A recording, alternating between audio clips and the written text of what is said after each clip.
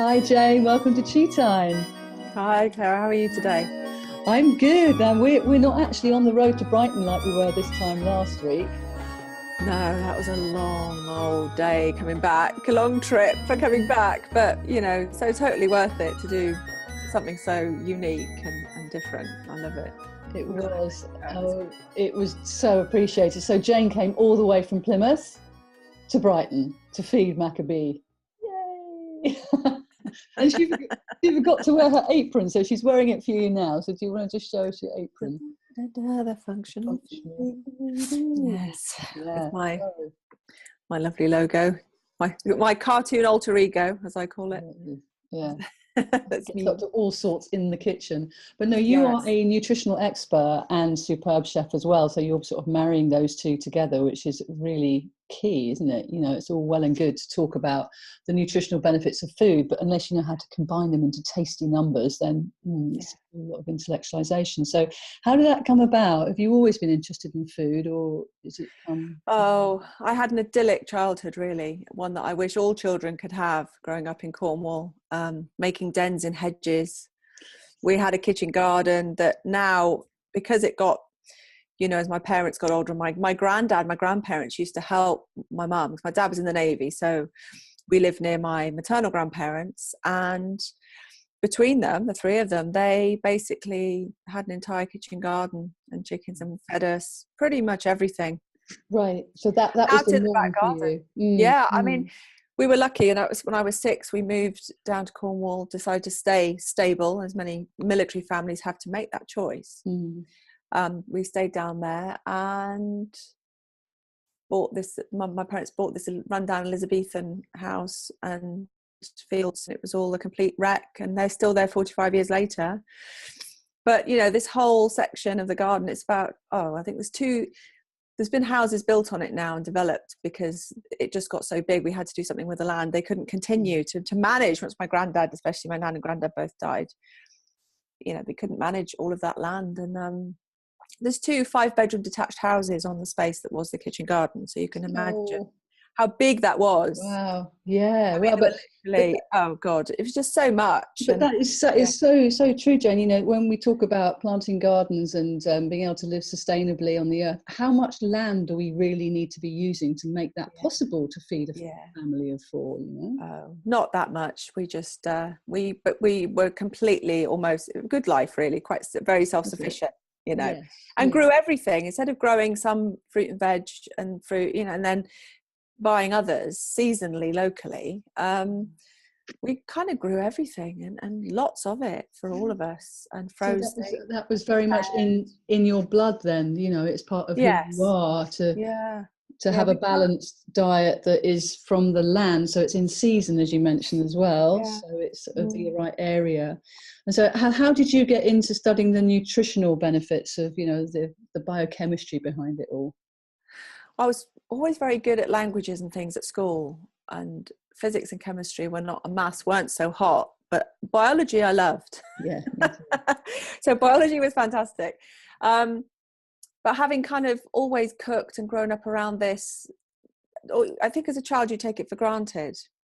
And then we go out into adult life and life takes over and things happen. And I got married and, you know, ended up getting divorced, and there's all sorts of really stressful things happened to me in a short period of time. And I became very ill. And I kind of realized, you know, you've been not doing what you know to do. Even me, everything was ingrained as natural to me, and I still moved away from it because of stress and because I was just so busy, and life had taken over. 20th century life had taken over to that extent. But this is so true for so many people, isn't it? You know, your focus shifts, you grab what you can get hold of, you wax a ready meal into the microwave just because you're starving and you've got to have something to eat. And it's not good for us, isn't it? Hippocrates, it said, let your food be your medicine. So when it's not, this is what can happen. Our bodies can't cope if they're not getting the right nourishment. No, and there are all sorts of different issues here. And there's the issue of cooking skills, there's the issue of time, there's the issue of money, there's the issue of people buying fresh produce and still becoming ill because of the depletion that's in the soil, that's in the supermarkets. So there's almost different layers to the onion, and it can become so complex and so confusing that I'm not surprised people are put off, or they end up going down the wrong track because of articles on Google, articles on Facebook, one piece of the puzzle that somebody sees. Buy my supplements, it'll sort out everything because the soil's depleted. Well, yes, but if you can get too much of a good thing, you could still be making yourself really ill later if you take the wrong stuff. So there's all sorts of layers there, but actually it's really simple. And I see my job as an educator to make this information as simple as possible to understand, and to give people the tools to realistically use it. I was a busy single mum. My son's Aspie, so I'm a carer as well in many respects, and I've done all of it on my own.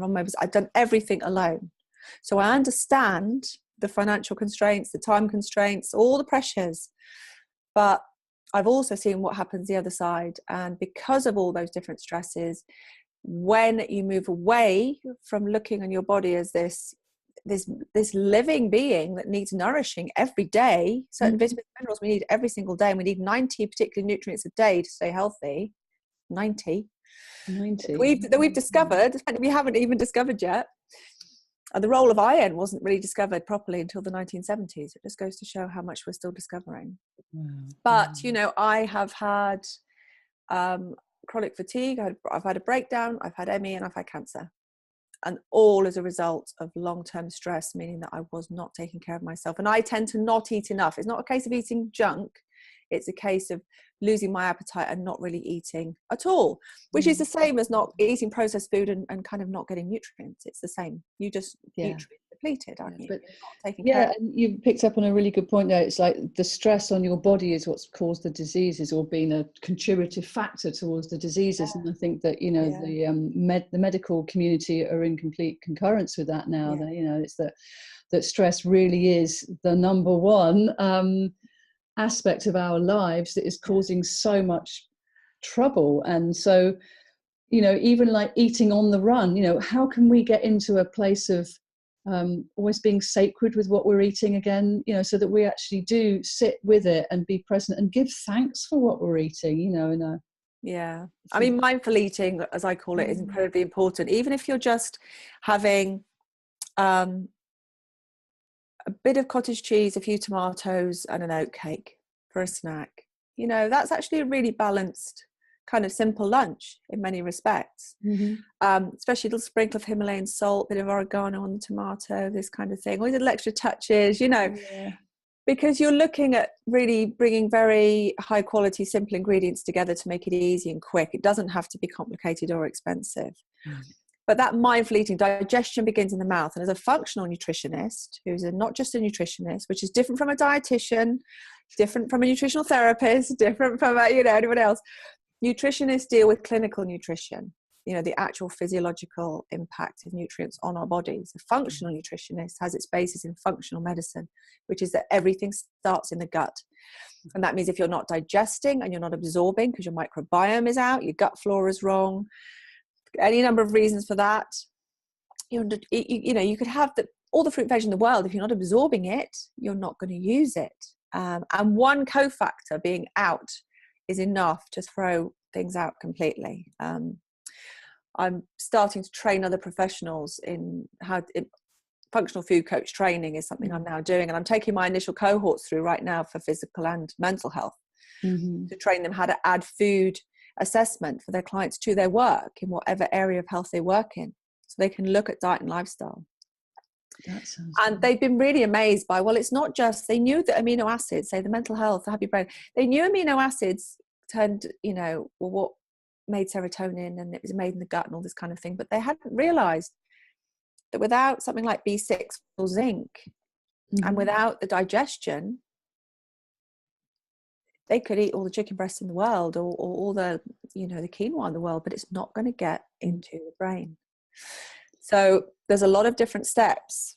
But as I said, I don't want people to be scared of it. It's like, if you just grasp a few simple rules and you try and bring things right back to growing what you can or buying as locally as you can, do it, and you will be ultimately more healthy if you so that's simple. But also, as you were saying, being able to actually find out the right information. So your website, which website are you sending people to for this? I've obviously got a Facebook page, Functional Foodie, where I do all sorts. I've shared my spiced biscuit recipe today to make decorations that you can eat and add spices, which are very healthy into your diet, which is very good for kids as well. Life skills, cooking skills, creative therapy. But I have a consultation site, which is trinityholistics.co.uk, and that's where you can find easy start eating plans, and you can consult me or whatever you want to do. But I also have a membership and community hub, recipe hub called the Functional Foodie. So that's functional-foodie.com. And that's where I really do sort of take issues like fats and gluten and all these different things and strip down the information, give people targeted recipes, and actually have a recipe hub and a resources hub and all these different things to help people have everything they need in one place. I know, that's it, isn't one it? professional, and a click of one button, you can get it all. And that's a sort of labor of love for me that I'm really happy about, and also teaching these other professionals how to, I think that's great, how to do it, how to talk to their clients about what they're eating, regardless whether it's counsellor or an osteopath. There will be food and diet will impact on of course there will, and it's not easy talking to people about what they eat, because it's almost like a personal affront. It's like, how dare you suggest what I'm eating isn't right? And it's a sensitive area. So when you can bring some interest through, try this different recipe, and by the way, it's also got all this balanced stuff going on in it as well, then it starts, opens up. Nutrition isn't just about taste, and I think I was talking to Maccabee about this on his Chi time, that we need all the flavors. It's not all just sweet and savory, is it? There's the qualities of bitter that is really important, that stimulates the heart, and we need the variety. And as you said, you need the certain sort of salt that is better for you than others, even though they're starting to find plastic particles in salt, so some sea salt now, which is a little bit worrying. Well, things go into the sea, don't they? So the Himalayan salt I love, because it literally comes out of mountain springs, and apart from goats being on the mountain, and I think it's a lot healthier. But there's all sorts of different barriers and sort of things to be careful of, and I think we also have to bring this element of balance to what we're eating and how we're doing. 90-10, 80-20. If you need to go on holiday, if you need to, chocolate and wine are fine by me. They have medicinal qualities, and it's about loving and nourishing your body. What you put in your mouth, you should look forward to eating. It shouldn't be bolted. You should be grateful for it and love what it's going to do for you. And I think the biggest thing I find with clients, and I don't normally see people till they're really sick, which is, people come to me when they have to. You go to nutrition last because you're apparently afraid you're going to be told you can't do X, Y, and Z, and you're afraid it's expensive and time consuming. Well, being sick is expensive and time consuming, actually. So it can be made easy, and it should be delicious. And food has lost its real purpose for people, and that is to nourish every cell in our body, every process of these wonderful vehicles that our soul has chosen for this journey, that we should cherish and nourish. And we look after our cats and our dogs and our children and our cars better than we look after ourselves half the time. And I think that's got to change. But it's a shift of consciousness, isn't it? It's again a part of self-care, is actually being aware of what you're putting in your mouth, as well as the places that you are and the people that you hang out with.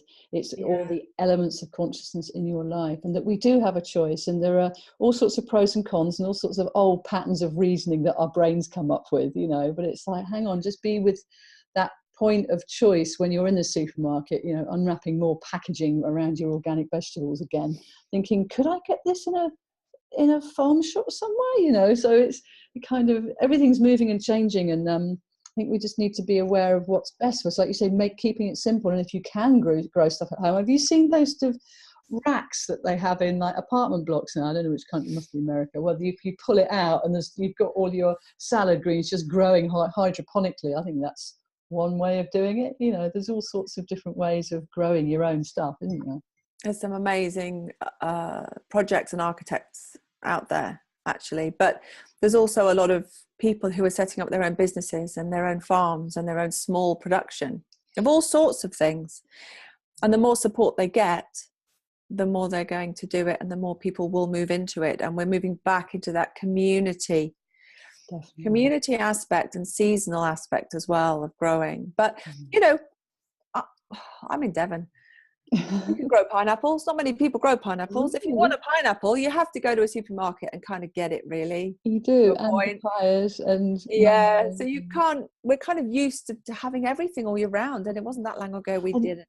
Yeah, and that's bringing me on to the subject that I said right at the beginning that I was going to ask you about, which was about the growing trend of veganism that's going on. And I know we're very good because it's bringing awareness to healthy eating, but it's not all it's cracked up to be, I believe, Jane Hutton, Functional Foodie. Well, I come from a standpoint of conscious eating and conscious consumerism, more importantly. So while it's really good to cut down on meat, and it's really good to cut down on the hormones in meat, you know, organic, if you're going to eat meat, have very good quality, high welfare, local farms, find a local farmer, ask the questions, eat less of it. Because I do see many people who cannot absorb iron from vegetable sources. They can't use amino acids from vegetable sources. So their mental health or their general health, anemia, suffers if they can't eat meat. Now, my job as a professional is to help them get around that with supplements that are professionally designed and prescribed, you like. That if they don't want to eat meat, or you know, they have textural issues with meat, as some people do. But I think we have to be careful because there's quite a militant aspect to veganism. And yes, there are horrific things around meat production and farming in this country that need to be, any country, that need to be dealt with. Really. They really, really do. But there's two things I would ask people to consider, two or three things. One is the issue of what happens as we need the land to grow more grains and vegetables. There has been some documented cases of communities in other countries who are used to grow things like quinoa and avocados and produce these, which are now being taken over by huge conglomerates because of the demand. So their livelihood and their whole communities have now been ruined. We've got huge areas of deforestation going on to grow more avocados because of the demand. Everyone has an avocado on toast every day. Well, you know, how many avocados is that realistically? You know, and I think we do have to consider this impact of ourselves, because whatever we eat, we're going to impact the environment. We are going to impact on nature regardless. If we keep all these wonderful sheep and cattle, lovely, can they live in the wild? No. They need a lot of looking after. They become prey animals. They become ill. Their nature's cruel, as we know. So they're going to be eaten by something. And who's going to look after them? What land are they going to graze on? Does that land need to be used to grow quinoa and avocados? Because we're eating them. We have a footprint. We're humans. Whatever we eat has a footprint, and it has an impact on the environment. And that is also to do with emissions. It's to do with carbon footprints. It's to do with use of resources like water. We still need to water crops. There's no easy answers, is what I'm saying. So the militant side of it also puts a lot of people off from even trying it. And people sort of stop eating meat and dairy and eat toast, and then they get ill and they wonder why. Because you have to cook and you have to combine your foods properly to be a vegan. That's actually one of the good things, is that if you do choose to cut out meat, you become more thoughtful. Again, we're getting back to conscious eating, and you are then maybe looking for some the recipes and the information that you have on your website, trinityholistics.co.uk, or the functional-foodie.com. Functional-foodie.com. But if you're going to eat vegan, you do have to eat a huge breadth of different foods and grains and pulses and combine them. And we grow very few in the UK. Yeah. So there's that sustainability aspect as well. So, and the other thing I find interesting is looking into some of the tribes, Native American tribes, Aboriginal tribes all around the world, and their relation to nature and the animals that they killed. And there was a really interesting article written by I can't remember, it was somebody from New Zealand, and they were sort of direct descendants, obviously, of the tribes, and said that when they, you know, their symbiotic relationship with nature was their total respect for animals, and they would almost commune with the animals before they would go hunting, and they would commune when they had killed, and they would use everything and totally respect that animal. And I think that's something that we need to consider. You know, we're doing all of these things, but were our ancestors really horrific? I think they had a lot of respect for the planet and the environment that we don't. So much as I agree that animals are sentient, emotional beings who need to be respected, it's an imperfect world, whatever way you look at it. And I think we've got to do our best to make sure that we're putting humans, I suppose, on an equal footing with animals, because I don't like communities in Peru and Bolivia being destroyed for avocados and quinoa. No, this equally, is I don't, you know, point, yeah. There's no easy answers, are there? No, but at least it's food for thought. Food for thought, and actually have that conscious consumerism. Yes. You know, the conversation. What are you buying? Where's it come from? What is the impact of it on the environment generally? And to find out the actual information, and to, you know, be sustainable where you can, and to buy local where you can, and to grow your own where you can, and to be also looking on the packets, whereas these green beans, if they come from Peru, maybe they're out of season here for a reason, and there's going to be something in season, like we're plentiful with squash in the UK at the moment, aren't we? And it's like, eat with that, you know. So people who are vegans are going to have a little bit more trouble, you say, with all the grains, because things aren't grown here. So yeah, it's just an interesting conversation, and Jane, I'm really come on to Tea Time just to open this conversation for people, because conscious eating is the way forward, and for some people veganism is absolutely spot on, suits their bodies, they can deal with it, and for other people it needs a little bit more research. So well, I think as well, research is fine, but a lot of articles out there do not give the full picture. They're not written by people with the experience or the training. No. And they're giving a viewpoint. I would say, look, eat broadly, eat fresh. If you want to be vegan, make sure you're putting pulses and rice together on a daily basis, which will make the same amino acid that you get from meat. If you're still struggling, you find yourself getting anxious or feeling low, you are probably having an issue and need to consult a professional nutritionist, because you need some extra support for your amino acid creation. And it can really be as simple as that. But somebody was saying, how many nutritionists? I was looking for another nutritionist. I couldn't find one south of Birmingham. So it looks like I'm the only person south of Birmingham in this whole country doing what I do. God, which is frightening. We need more. Well, it's a good job you're training people up, Jane, quite honestly. Because this needs to happen, like you say. Trying to. So if any professionals would like to add this to their work, then they can go to the become a functional food coach on the Functional Foodie, functional-foodie.com.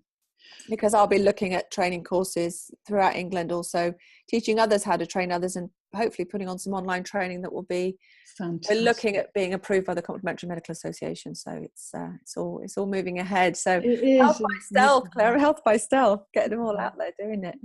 No, I'm really happy to be part of helping you to do that as well. It was an absolute honour for you to come and cook for Maccabee. And which was his favourite dish that he's asked the recipe for? Oh, the oven baked pilaf. Pilaf. I didn't get a taste of that because it was wolfed down by the band. I got some of that Roots cottage pie that was just gorgeous. Do you know what it was? It was my secret spice mix. I put in that. There was a difference, I think. Oh, people love that secret spice mix. So hopefully you are going to be sharing that on his Facebook page, or where did he put that up? He was asking for it when he put up his recipe quest for last Monday. Well, I will certainly share it on my Facebook page in the next 24 hours. And you can share it, and people can go and find it. It's a lovely, very quick, well, I say very quick, 30-minute just oven baked dish based around quinoa that you can make for a lovely evening meal on its own, or with anything else that you want to put with it. If you're not vegan, put some fish or whatever you want with it. It's very healthy. And you can bless the quinoa from wherever it's come from, because at the moment we can't grow our own. No, well, depends on your climate. But I think as well, also, people can grow a bit like we did in the kitchen garden growing up. We grew a lot of things and then we froze when they were in season. So we used them through the year, which is why we had so much. Yes. We could freeze them through the year and make acres of jam and all sorts, literally just took 2 hours to pick all the strawberries. Yeah, like it would. But then the community would gather around, you'd do it all together, you'd be on team with it, wouldn't you? We're missing all this. Look, there's so much. It's a really juicy topic, and I'd love for you to come back again at some point and continue this conversation about other aspects of food that maybe isn't being talked about quite as in depth as you have here on Tea Time today. So well, I like busting myths. That's fine. Stick your head above the parapet. But ultimately, I think we all want to be happy and healthy, and the world to be happy and healthy, and that's where we're all going. Thank you. And have you got a food-related tune that you'd like to share with people at the end of this show? Well, there's so many, aren't there? But I do like sometimes a bit of one of my favourite fruits is the blueberry, and I grow blueberries very successfully in my Devon garden. So what about something like Blueberry Hill? That's quite cool, isn't it? That is very cool. Good old Fats Domino. You're not getting, getting fat on Domino's. Domino's making us fat, yeah. I will leave it at that on the blueberry note. And I will put all your links at the bottom of this show. But it's Functional Foodie, Jane Hutton. Thank you so much for being part of Tea Time here. My pleasure. And have a happy, healthy and delicious rest of your day. And Christmas indeed. And Christmas, yes. Whatever you celebrate, everybody. Yes, whatever you celebrate. Wonderfully delicious and peaceful and harmonious time, and a fantastic 2018 as well. Yeah. Thank you, my darling. Keep your chi up, my friends. Bye.